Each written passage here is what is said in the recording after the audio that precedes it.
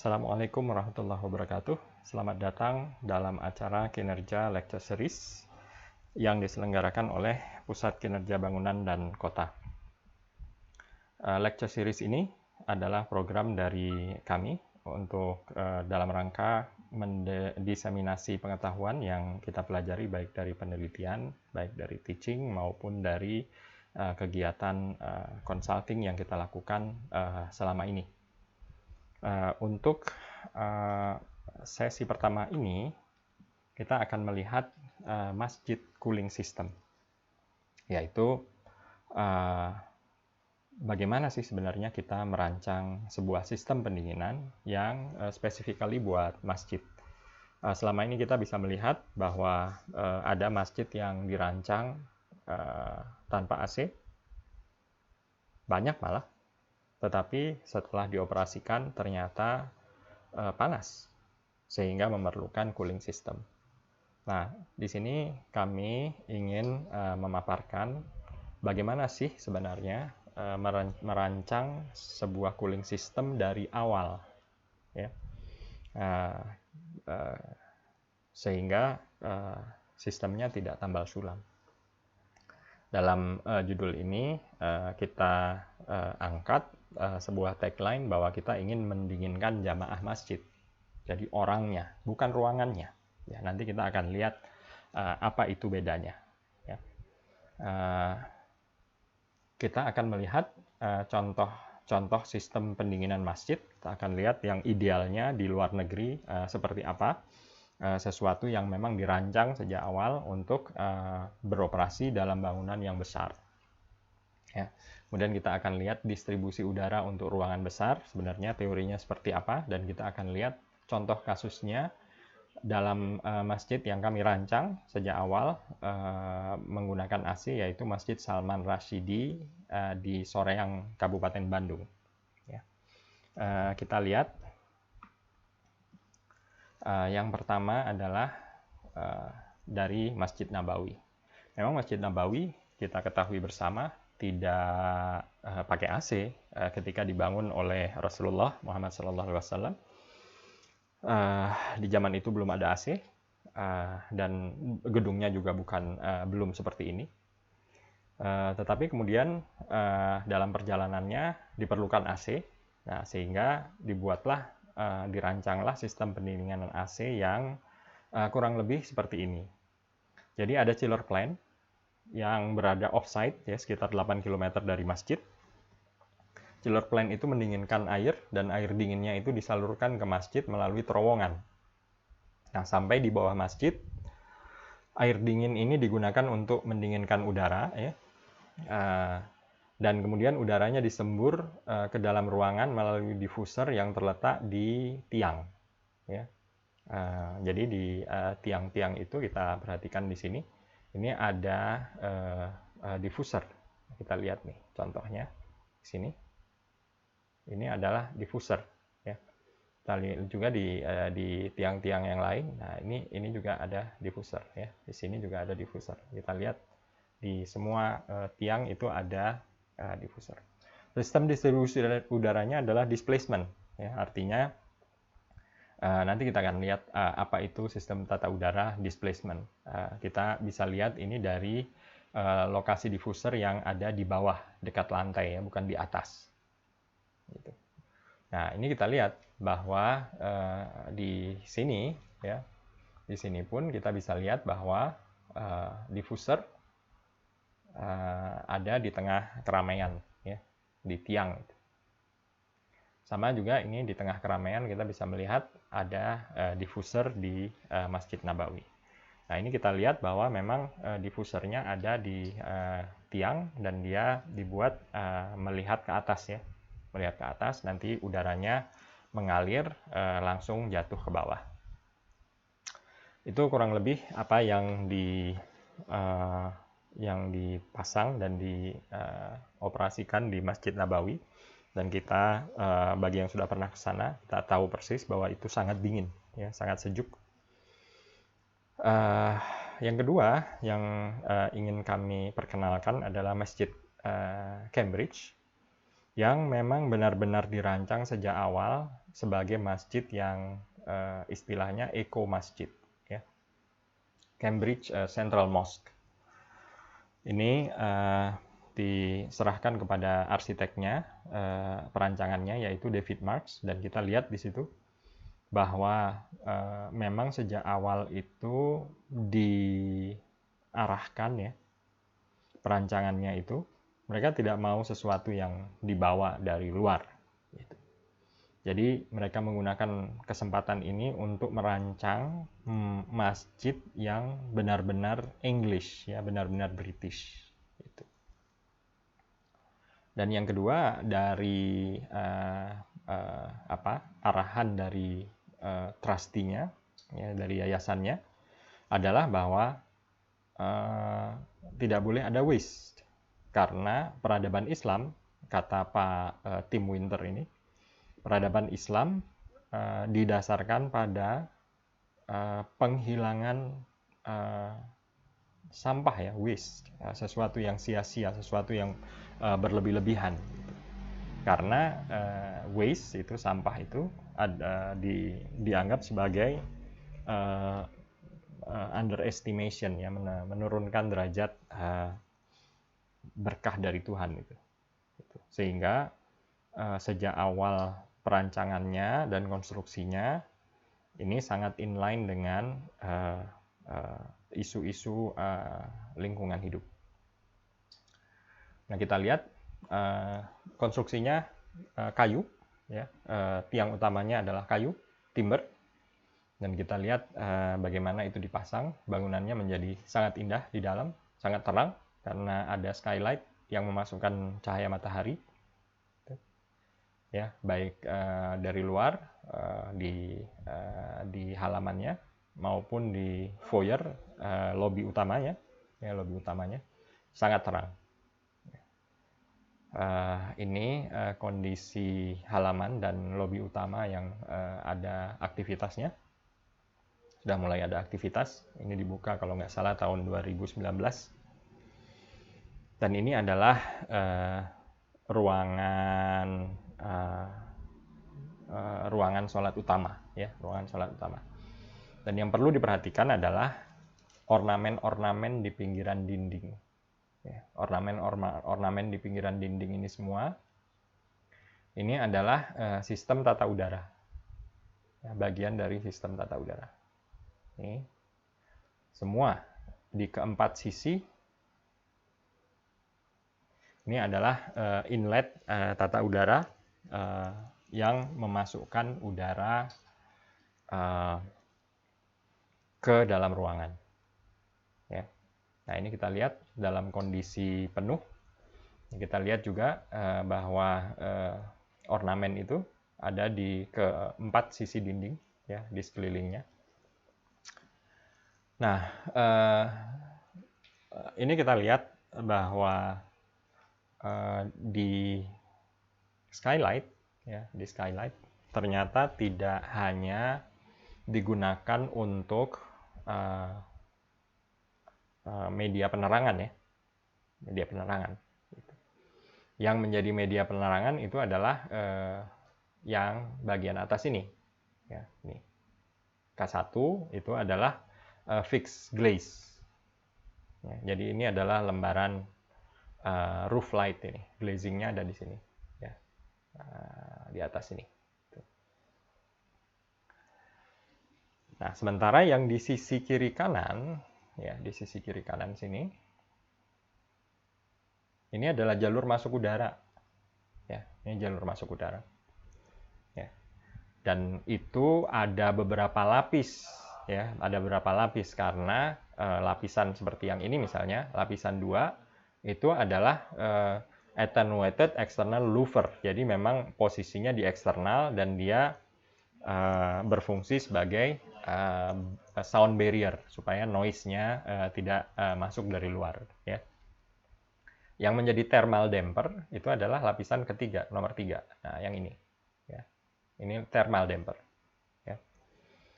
Thermal damper dengan yang diperhatikan sini adalah thermal dampernya itu tidak sembarangan damper, melainkan damper dengan U value dan air tightness yang lebih baik daripada selubung bangunan. Tuh. Biasanya kalau kita punya damper, dimanapun damper itu, pasti itu lebih jelek daripada dinding, bocornya maupun kriteria termalnya. Ini dipilih tidak begitu, ya, dipilih tidak begitu. Nah, baru di lapisan berikutnya, di lapisan keempat ini, ya, di sini ada axial fan, ya, axial fan untuk menambah udara kalau tidak cukup udara yang masuk dari luar. Jadi ini masjidnya berfungsi sebisa mungkin dengan natural ventilation, ya, natural ventilation, yang iklimnya sangat mendukung di Inggris, ya. Iklimnya sangat mendukung. Jadi ketika udara panas mungkin mencapai 30 derajat atau 29 derajat, itu hanya terjadi di beberapa hari saja atau di beberapa minggu saja sepanjang tahun. Ya, selebihnya bisa dipakai sepenuhnya untuk natural ventilation. Itu. Nah, jadi ini skylight yang langsung mendukung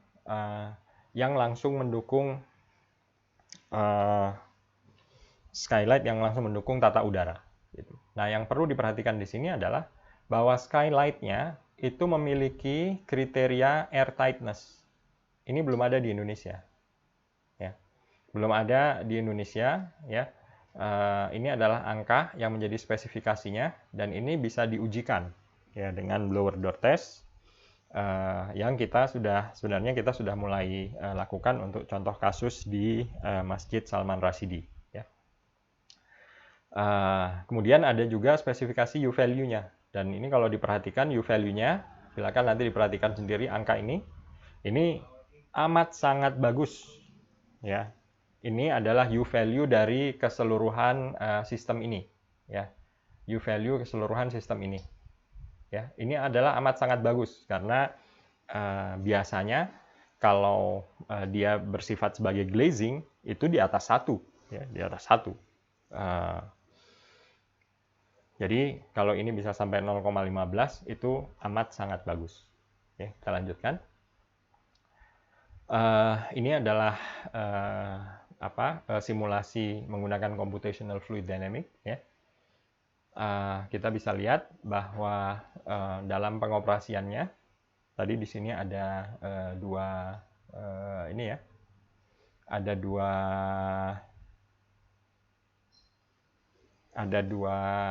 sisi, ya. Di satu sisi ini adalah inlet, ini adalah exhaust, ya. Dan alat ini, ya, alat ini yang 8 itu adalah pressure differentiation, lining saja, semacam lining yang mengatur agar tidak terjadi short circuiting. Jadi tidak mungkin terjadi nanti udara yang masuk melalui sini, ya, langsung keluar ke sana. Nah ini dicegah oleh alat ini, ya, dicegah oleh alat ini sehingga nanti udara yang masuk bisa turun dan nanti udara yang panas bisa naik ke sana, ya. Dan itu disimulasikan dengan CFD. Nah, ini kita lihat kalau di sini ada skylight 1 2 3, ya, 1 2 3. Ini kemungkinan ada di bidang yang ini, ya, bidang yang ini.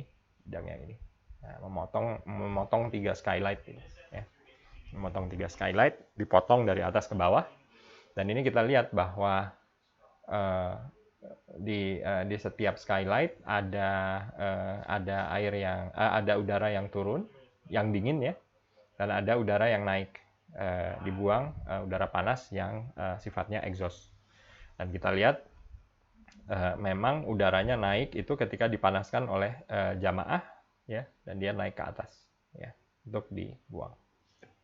Kurang lebih alirannya adalah seperti itu, tapi detailnya saya tidak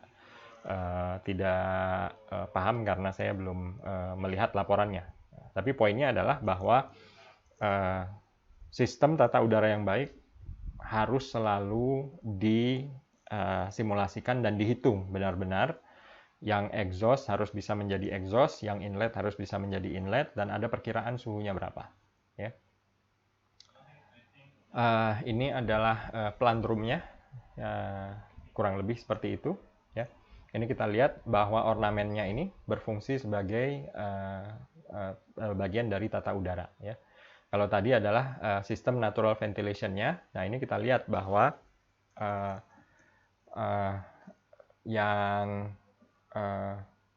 yang mendukung dari sistem tata udara itu, jadi by default ya, kalau kondisinya memungkinkan, ini adalah natural ventilation dari sini, dari atas turun ke bawah, dan exhaust-nya naik ke atas di setiap louver begitu ya, di setiap louver begitu naik ke atas. Tuh. Dan itu didukung semua oleh aspek yang pertama ini adalah high level of insulation dan air tightness di sini. Ya. Jadi selubung bangunannya sudah sangat airtight dan sangat insulated. Jadi kedap secara thermal dan kedap secara udara. Ya. Nanti ada spesifikasi air tightness-nya seperti sudah kita lihat tadi. Nah, untuk mendukung kerja natural ventilation ya, kalau natural ventilation-nya sudah tidak cukup lagi atau udara di luar terlalu panas dan di dalam ini ada kapasitasnya 1.000 orang ya, ketika Jumatan biasanya penuh, maka kita punya aspek nomor 13 ini. Ya, di nomor 13 itu adalah lantainya. Lantainya, slab-nya itu beton ya. Di sini beton sini. Ini diisi oleh pipa. Ya, diisi oleh pipa.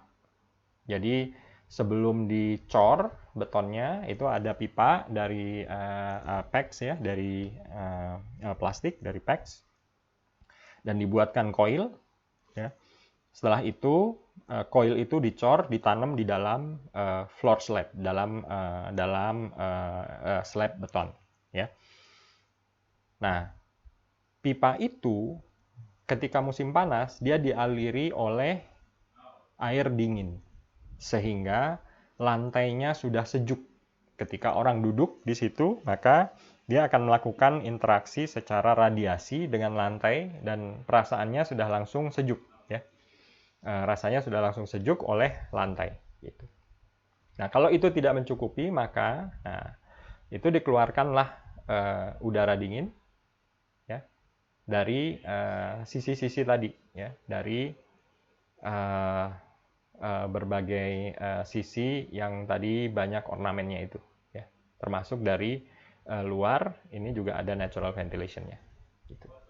Nah, sistem slab cooling system itu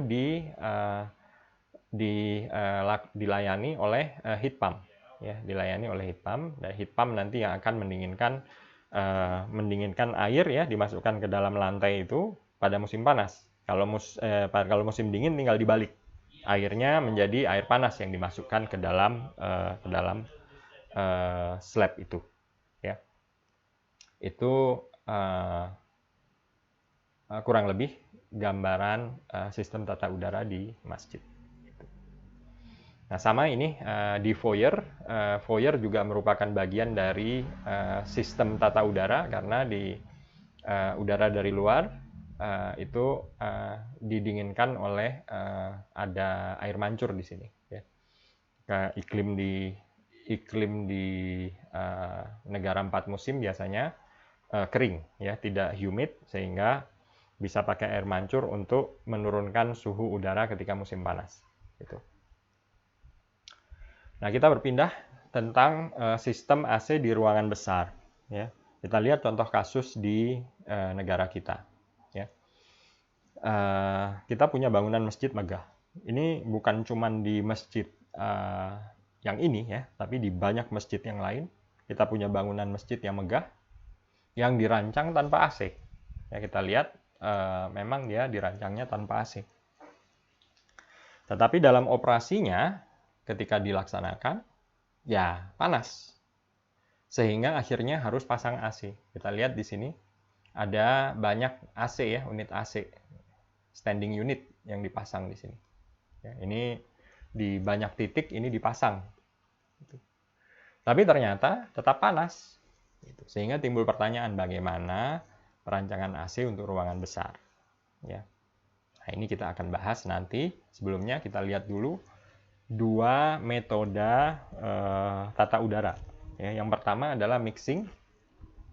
Kalau mixing, tujuannya adalah udara itu dicampur. Ya, namanya juga mixing. Ya, tujuannya adalah dicampur. Ini biasanya disuplai dari atas, seperti ini. Ya, udara disuplai dari atas dengan kecepatan yang tinggi. Ya, kecepatan suplainya tinggi. Kenapa? Karena tujuannya adalah untuk mengaduk udara di sini. Ya, udaranya diaduk. Tujuannya apa? Tujuannya agar semua ruangan, ya, semua bagian ruangan itu suhunya sama. Ya, semua bagian ruangan suhunya sama. Nah, permasalahannya untuk ruangan yang tinggi ini menjadi boros. Kenapa? Karena yang perlu didinginkan biasanya itu setinggi orang saja. Ya. Kalau di atasnya ini sudah tidak perlu didinginkan, ya, karena tidak ada orang di situ. Ya. Apalagi kalau ini dia langit-langitnya tambah tinggi, maka dia akan semakin boros. Gitu. Nah, sekarang ada sistem yang disebut dengan displacement ventilation. Ya, displacement ventilation itu diffusernya biasanya dekat dengan lantai dan dia udaranya disuplai langsung ke dekat lantai. Sebenarnya bukan disuplai ya, lebih sifatnya itu karena kecepatannya rendah, itu semacam dituang, istilahnya lebih dekat istilahnya dengan dituang. Dengan tujuan agar di sini nanti terjadi kolam udara dingin. Di sini ada udara dingin yang dia baru naik ke atas kalau ada aktivitas manusia, aktivitas dari penghuninya. Dan setelah di atas, maka dia bisa dibuang di luar. Ini menjadi lebih hemat karena yang didinginkan itu adalah udara di sekitar penghuninya saja. Ya, udara di sekitar penghuninya saja. Dan kolam udara dingin ini. Nah, contohnya adalah ruangan besar seperti ini. Ini ruangan yang tidak terlalu besar, yaitu ruang kuliah. Ya, kita lihat udaranya disuplai dari bawah. Di sini ada plenum di bawah. Ya, jadi ada plenum di bawah. Tidak harus pakai plenum, ya. Tetapi ini bisa disuplai dari samping, ya, atau dari false column juga bisa. Dan ini dia disuplai ke atas, ya, disuplai ke atas. Disuplai ke atas. Disuplai ke atas,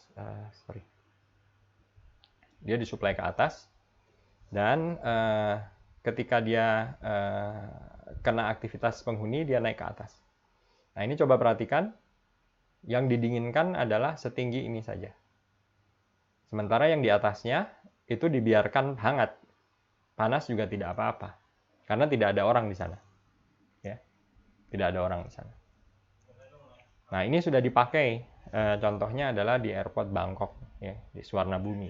Ya. Banyak orang mengatakan bahwa sistem displacement atau radiant cooling, ya, dibantu dengan radiant cooling seperti tadi, ada radiant floor, ya, yang ada slab, ada cooling coil yang ditanam di dalam slab lantai. Ya, itu tidak cocok. Banyak yang mengatakan bahwa itu tidak cocok di negara tropis. Nah, ini sudah dipakai di negara tropis juga, yaitu di Bangkok, ya, dan bisa beroperasi dengan baik, ya. Nah, di sini yang penting adalah, yang perlu kita lihat adalah bahwa ini supply-nya di dekat lantai, ya, sehingga displacement ventilation ini dia berusaha mendinginkan hanya sampai 2 meter di atas lantai. Sementara yang di atas ini ketinggiannya bisa sampai 20 meter. Ya, bisa sampai 20 meter. Itu dibiarkan panas saja. Ya, kita lihat detailnya adalah seperti ini. Ini adalah displacement ventilation. Ya. Nah, yang menarik lagi adalah stadion Qatar FIFA World Cup 2022. Nah, ini bagaimana? Untuk mendinginkannya, ini satu stadion. Dan suhu siang hari mereka adalah 41. Ya, suhu ekstrim bisa mendekati 50. Bagaimana cara kita mendinginkannya? Nah, ini hasil CFD ya, hasil Computational Fluid Dynamics. Untuk sistem yang konvensional itu dipasang nozzle di atasnya sini. Ya, dia dipasang nozzle dan kemudian disembur ke bawah. Ya, disembur ke bawah sehingga bidang yang ini ya itu semua didinginkan. Ya. Tapi kita lihat sendiri bahwa bidang di atas manusia ini, yang ini, itu tidak perlu didinginkan, biarkan saja panas. Ya. Nah, sehingga yang diusulkan untuk stadion ini adalah localized cooling. Ya, localized cooling. Artinya apa? Coolingnya ditaruh di kursi. Ya, di sini ada diffuser. Ya. Sehingga yang didinginkan adalah orang ini. Ya. Ini juga di sini ada diffuser. Yang diinginkan adalah orang tersebut. Ya. Nah, alirannya juga bersifat displacement ini. Ya. Ini teknologinya tidak susah-susah amat seperti kita lihat. Ya. Ini bisa dibuat oleh bengkel dimanapun ya di tanah air. Sifatnya seperti ini saja, diffuser. Kuncinya adalah kecepatannya harus rendah, itu saja. Jadi teknologinya cukup sederhana. Gitu ya. Nah, contoh lain adalah apa yang pernah diusulkan untuk Masjid Istiqlal. Ini adalah simulasi kami dengan menggunakan CFD. Ya. Kita tidak akan bahas apakah Istiqlal perlu AC atau tidak. Itu adalah topik di tempat lain. Ya. Tapi kalau Istiqlal harus pakai AC, kira-kira seperti apa sih sistem AC-nya? Nah, yang kami usulkan adalah skenario displacement, yaitu apa? Yaitu membuat diffuser di sekitar tiang. Ya, disebut diffuser di sekitar tiang. Jadi di sini ada diffuser, kita pasangin, ya, diffuser, dan dia supply-nya dari bawah. Ya, supply dari bawah. Dan ketika ada jamaah di sini, ya, ada jamaah sedang duduk, udaranya akan naik ke atas. Ya. Sebagian dari udara yang naik ke atas itu diambil masuk ke dalam cooling unit juga sini, ya, sebagai return. Sisanya dibiarkan naik ke atas yang panas itu. Ya. Nah, ini akan membantu sekali untuk kenyamanan. Ya, tentunya syaratnya adalah bahwa di lantai utama itu bukaannya ini ditutup ya di kiri kanannya. Ya, karena kalau tidak kolam air dinginnya nanti tidak terbentuk. Ya. Nah, ini kita berikan skenario untuk yang konvensional itu pakai sistem jet diffuser dari atas, ya, dari atas ditembak dengan kecepatan tinggi dan kemudian return-nya masuk dari bawah. Ya, masuk lagi, ini ada cooling unit di situ. Nah, yang kami usulkan adalah displacement. Ya, displacement seperti tadi, di setiap tiang di sini ada unit cooling unitnya. Ya. Supply-nya itu dari bawah. Ya, supply-nya dari bawah. Baru nanti return-nya dia dari atas. Ya, masuk dari atas, return. Ya. Ini baru studi. Ya, belum tahu pada titik ini apakah akan diimplementasikan atau tidak. Ya. Jadi ini contoh displacement diffuser juga punya throw pattern ya, ada pola aliran udaranya. Jadi untuk pendinginan ruangan besar ada tren pendinginan yang bergerak dari mixing. Ya, mixing tidak dipakai lagi karena kita tidak perlu mendinginkan udara yang ada di atas ya. Jadi yang di atas kita biarkan saja dia panas. Dan perancangan sistem displacement ini memerlukan penyesuaian terhadap pakem yang selama ini ada. Jadi para perancang kita terbiasa untuk merancang sistem yang mixing sehingga banyak terminologi-terminologi yang belum populer ya, belum dipahami dengan baik gitu. Nah, ini kita akan jelaskan gitu.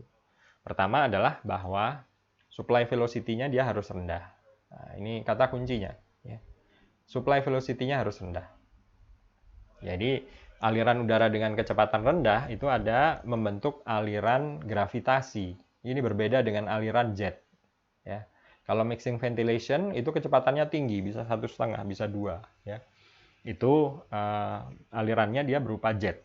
Nah, perilaku aliran gravitasi itu ditentukan oleh beda temperatur. Nah, beda temperatur itu ada berapa beda temperatur yang penting. Yang pertama adalah beda temperatur antara supply dengan ruangan. Nah, yang kedua adalah supply dengan exhaust. Ya, kalau kita lihat, nanti kita akan lihat beda temperatur apa saja yang ini skemanya akan ada. Yang kedua adalah di gradient ya, di dalam occupied zone, ketinggian di setinggi lutut 0,5 meter dengan kepala. Ya, itu harus tidak terlalu banyak perbedaannya, karena nanti orang akan merasa kepala panas, kakinya dingin. Ya. Nah, ini ada pola alirannya ditentukan oleh bilangan Archimedes. Ini poin dalam kuliah mekanika fluida. Bisa dihitung sehingga itu nanti akan merujuk kepada menentukan penempatan diffusernya. Harus seperti apa. Ya.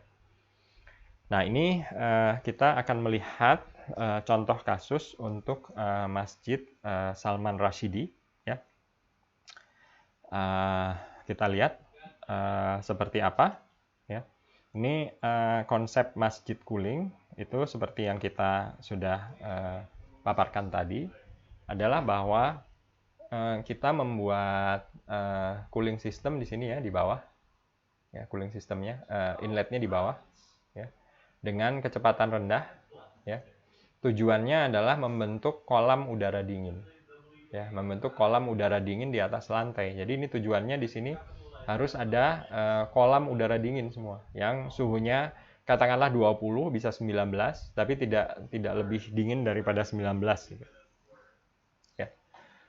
Nah, kalau udara dingin ini dipanaskan oleh aktivitas penghuninya, nah, ya, maka ada udara yang naik, tapi bersamaan dengan itu ada udara yang menggantikan.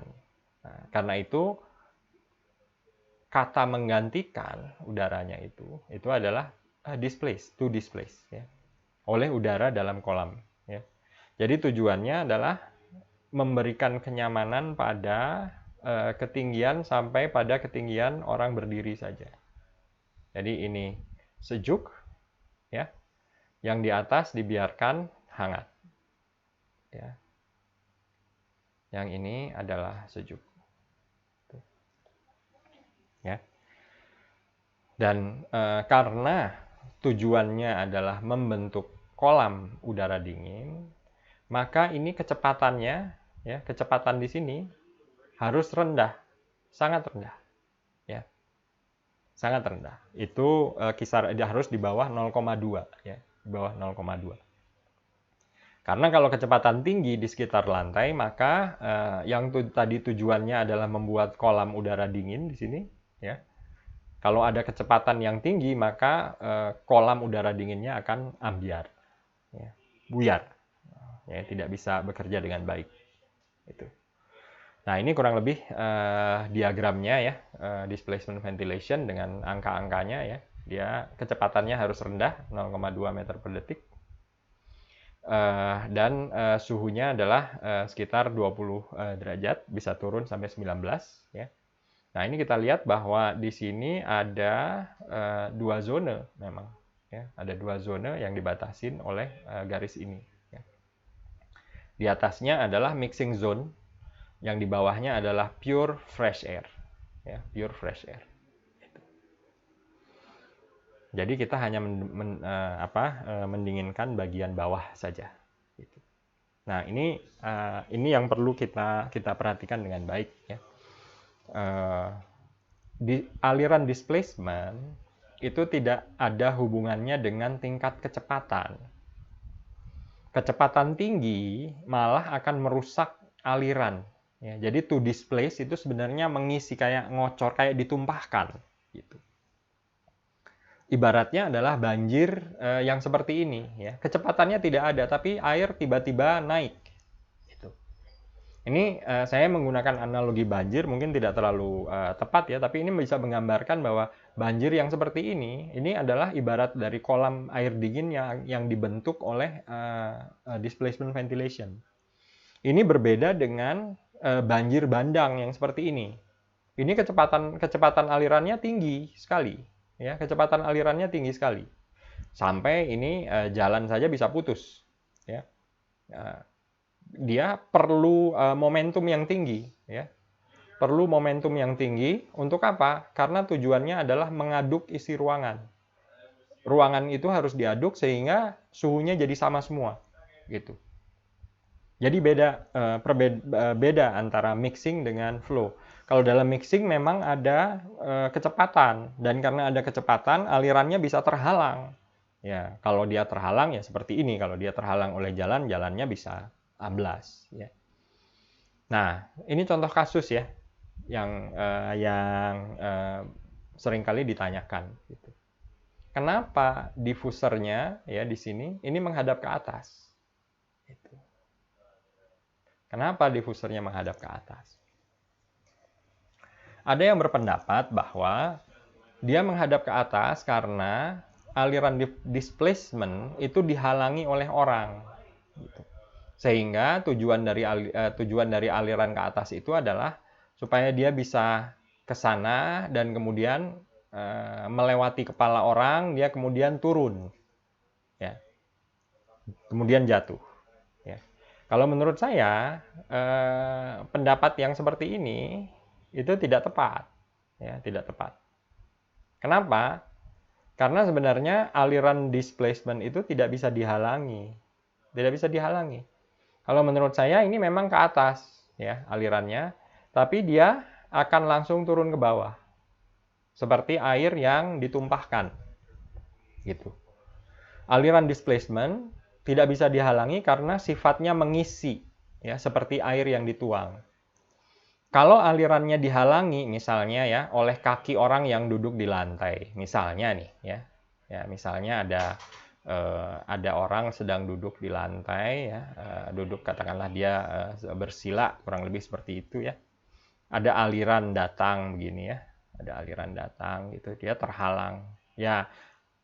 Memang dia akan berhenti terhalang, tapi kan udaranya akan terus mengisi ya, dan dia akan suatu saat akan melewati ya, akan melewati dia gitu.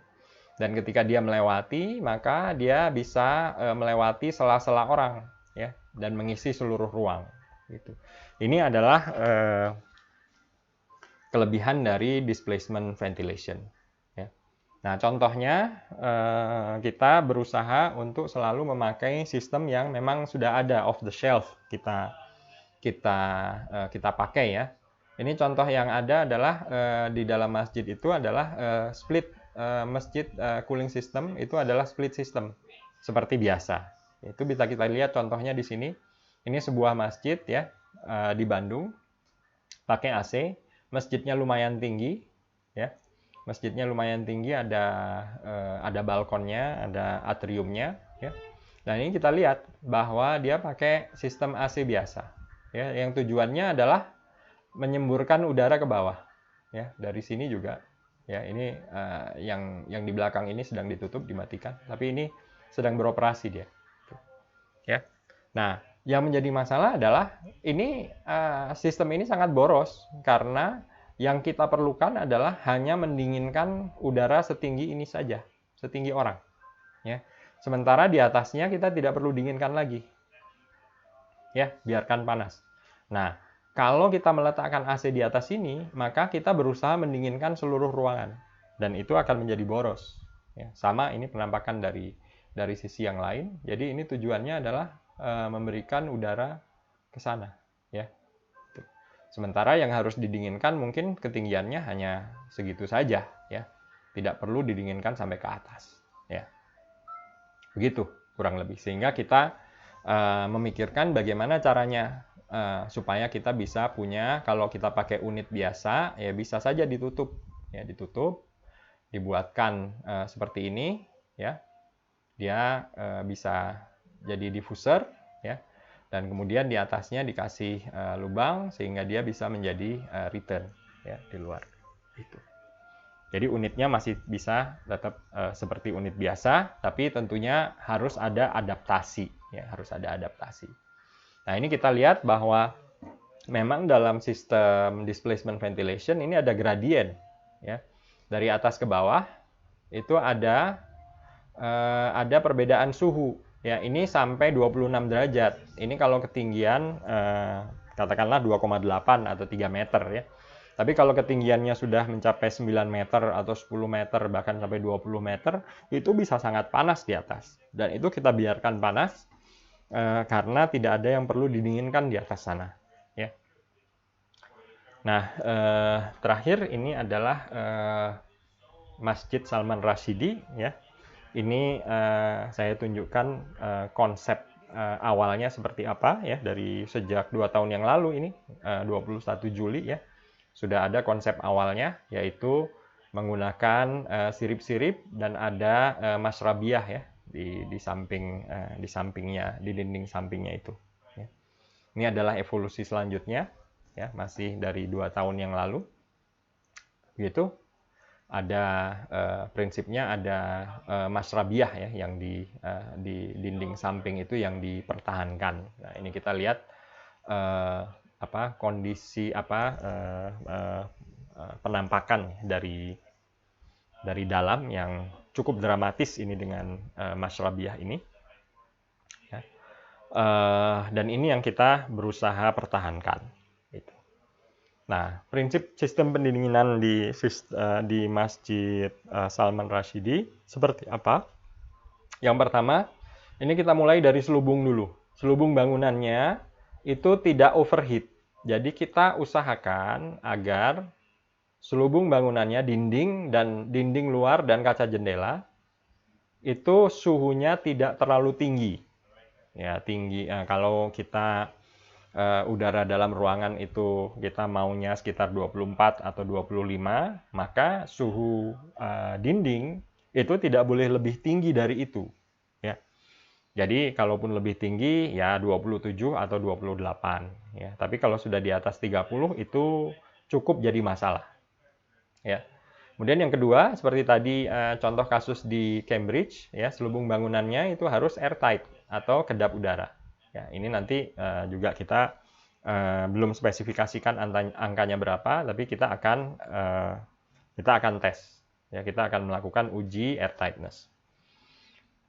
Dan kita pakai displacement ventilation yang tujuannya adalah mendinginkan jamaah dan bukan mendinginkan ruangan di atasnya.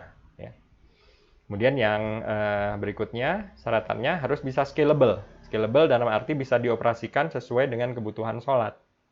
Ya, kalau sholat 5 waktu kita hanya perlu beberapa saf ya di depan. Sementara kalau sholat Jumat kapasitas penuh. Nah, ini harus bisa fleksibel ya. Dan ini yang cukup penting ya, bukan custom system, tapi kita inginnya kita beli sesuatu yang sudah disediakan oleh industri AC off the shelf ya. Tapi tentunya dengan adaptasi. Nah, adaptasi ini yang kita perlu perhatikan baik-baik supaya AC-nya tidak jebol ya, karena dioperasikan dengan sistem displacement ventilation. Nah, ini penampakan yang dari dalam ya oleh Masjid Salman Rasidi. Arsiteknya adalah Pak Agus Kurniawan dan ini interior designernya adalah Pak Imam ya. Nah, kita jadi bertanya-tanya dengan yang seperti ini ya, dengan yang seperti ini. Di mana kita akan meletakkan diffuser displacement-nya. Gitu. Nah, setelah panjang kita berdiskusi, maka kesimpulannya adalah di sebelah sini ada rak buku.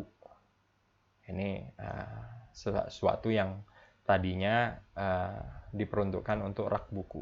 Ya. Ini kita klaim, kita ambil dan kita alih fungsikan untuk menjadi diffuser. Ya. Ini adalah bagian dari sistem tata udara. Gitu. Yang sistemnya adalah displacement ya. Tujuannya membuat kolam udara dingin di bawah sini dan kemudian ketika dia panas maka dia akan naik sampai ke langit-langit di sini akan dibuatkan saluran return ya, di langit-langit. Nah, untuk kemudian kembali ke sistem AC-nya untuk didinginkan kembali. Kurang lebih seperti itu. Sama ini dari sisi yang lain. Jadi rak buku ini kita klaim menjadi bagian dari mechanical system. Ya. Kita klaim menjadi bagian dari mechanical system. Gitu. Nah, jadi kita lihat di sini di cross sectionnya ini adalah rak buku. Ini panjang karena sistem AC mengharuskan kita punya sistem yang cukup kapasitasnya cukup besar. Ya. Dan dari situ kita asumsikan nanti return-nya ada di sini dan dia kembali melalui celah. Nah, ini juga tantangan ya, karena harus ada ducting yang melewati celah ini dan celahnya itu cukup sempit ya. Antara dinding luar dengan gypsum board di dalam itu cukup sempit. Di bagian belakang juga ada rak buku di sini ya. Ini juga kita klaim menjadi diffuser. Sementara yang di atas di balkon ini memakai sistem yang konvensional biasa ya, disuplai dari atas. Gitu. Karena bagian balkon ini hanya beroperasi ketika masjid dalam kapasitas penuh ya. Sementara yang di sini beroperasi boleh jadi lebih sering dioperasikan. Ya. Nah, ini contohnya, ini adalah celah antara dinding luar dan slab ya. Nanti ducting itu harus melewati itu, celah itu. Ya. Dan ini kita lihat ductingnya jadi tipis ya. Ductingnya ini jadi tipis ya. Dia menghubungkan karena dia harus melewati celah antara dinding luar. Nah, ini dinding luarnya sudah terpasang ya, kita lihat di sini. Ini dinding luarnya sudah terpasang, nanti di bagian dalamnya ada gypsum board. Nah, ini dari luar kita lihat di bagian bawah rak buku tadi ya. Ini akan menjadi jalur masuk ke supply ya. Itu pengerjaannya ya. Kita lihat ini di bagian bawah. Di bagian depan ini dia ada di arah mihrab. Di sini nanti ada gypsum board yang ke atas dan di atas sana ada return-nya ya, return jalur return udara. Gitu. Nah, ini dari sisi luar sebenarnya rak buku itu adalah ini. Ini semua ini adalah rak buku yang kita klaim menjadi bagian dari sistem mechanical ya, tata udara. Nah, ini penampakannya dari dalam. Ini tadinya menjadi rak buku ya, tapi kita klaim ini menjadi sistem tata udara ya. Ini dari atas kita lihat masrabiahnya sudah cukup dramatis ya, sudah penampakannya sudah cukup indah walaupun belum selesai pengerjaannya. Dan di sini kita lihat rak bukunya yang menjadi bagian dari sistem tata udara. Nah, ini kita lihat ductingnya sudah nyambung. Ini adalah rak buku yang di bagian belakang ya, dari bawah. Di sini ada unit AC-nya. Dia masuk dari bawah dan kemudian return-nya dari atas dan dia masuk dari celah dari balik dinding luar ini. Ya, sama dengan bagian dalam, bagian depan ya. Arah kiblatnya adalah ke sana. Di sini masuk dari bawah ya ke diffuser ini. Dan kemudian balik dia melalui celah dinding di sini, kembali ke unit AC-nya di situ. Ya. Ini juga penampakan dari sisi yang lainnya. Ini adalah ini adalah rak buku tadi dan masuk ke dari luar. Ya. Begitu kurang lebih apa yang bisa kami sampaikan dalam lecture series kali ini. Silahkan kalau ada pertanyaan nanti silahkan disampaikan melalui kontak saya, bisa melalui WA, bisa melalui email, atau bisa melalui email atau WA, atau bisa melalui komentar dari YouTube ya yang kita akan posting di sini. Itu saja yang bisa saya sampaikan. Semoga bermanfaat dan terima kasih atas perhatiannya. Mohon maaf atas segala kekurangan. Assalamualaikum warahmatullahi wabarakatuh.